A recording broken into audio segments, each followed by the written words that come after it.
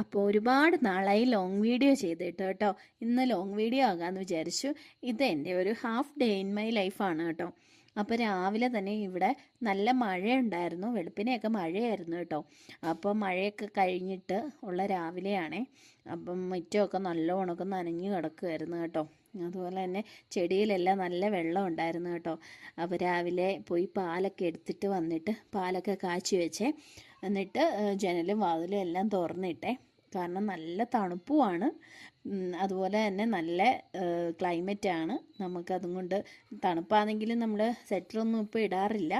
അതിനു വേണ്ടിയുള്ള തണുപ്പൊന്നും ഇല്ല കേട്ടോ, സഹിക്കാൻ പറ്റുന്ന തണുപ്പാണേ ഹൈ റേഞ്ചിൽ.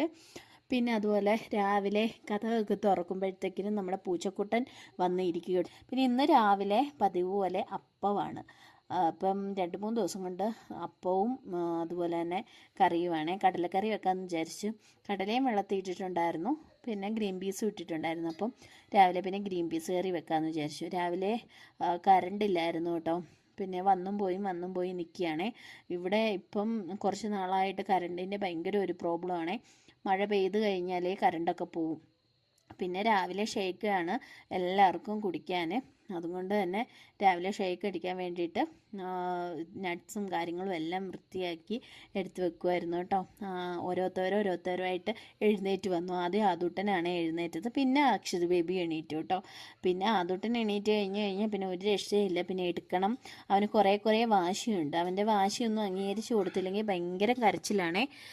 കരച്ചിലെന്ന് വെച്ചിട്ടുണ്ടെങ്കിൽ അക്ഷതിനെ പോലെയല്ല. അക്ഷതിന് 2 വഴക്കൊക്കെ കൊടുത്തു കഴിഞ്ഞാൽ അക്ഷത അടങ്ങി ഒതുങ്ങി ഇരുന്നോളുവേ. പക്ഷേ ആദൂട്ടൻ അതുപോലെയല്ല. പിന്നെ ആദൂട്ടനെ പിന്നെ കുറച്ച് നേരം പിന്നെ കാര്യങ്ങളൊക്കെ പറഞ്ഞ് മനസ്സിലാക്കി ഇരുത്തി കേട്ടോ. ടോയ്സൊക്കെ കൊടുത്തിട്ട് ഇരുത്തി കേട്ടോ. പിന്നെ അക്ഷത് ബേബി എണീറ്റ് വന്നപ്പോഴത്തേക്കിനും പിന്നെ അക്ഷതിനെയും കുറച്ച് നേരം കൊഞ്ചിച്ചൊക്കെ എത്തിയപ്പോഴത്തേക്കിനും അവനും റെഡിയായേ. പിന്നെ എല്ലാവർക്കും ഷേക്ക് ഉണ്ടാക്കി കൊടുത്തു. പിന്നെ ഏട്ടനും പിള്ളേർക്കും ഒക്കെ കൊടുത്തു കേട്ടോ. ഏട്ടൻ കുടിച്ച ഗ്ലാസ്സിലാണേ ഞാൻ കുടിക്കുന്നത്. കാരണം വേറൊന്നുമല്ല, കഴുകി വെക്കാൻ ഭയങ്കര മടിയാണേ. എനിക്ക് പാത്രം കഴുകുന്ന ഭയങ്കര മടിയാണേ. അതുകൊണ്ട് തന്നെ അതും കൊണ്ട് എളുപ്പപ്പണി അങ്ങ് ചെയ്തു കേട്ടോ. അങ്ങനെ ഷേക്ക് കുടിച്ച് കഴിഞ്ഞ് ഒരു 10:30 ആയപ്പോഴത്തേനും ബ്രേക്ക്ഫാസ്റ്റ് കഴിച്ചു.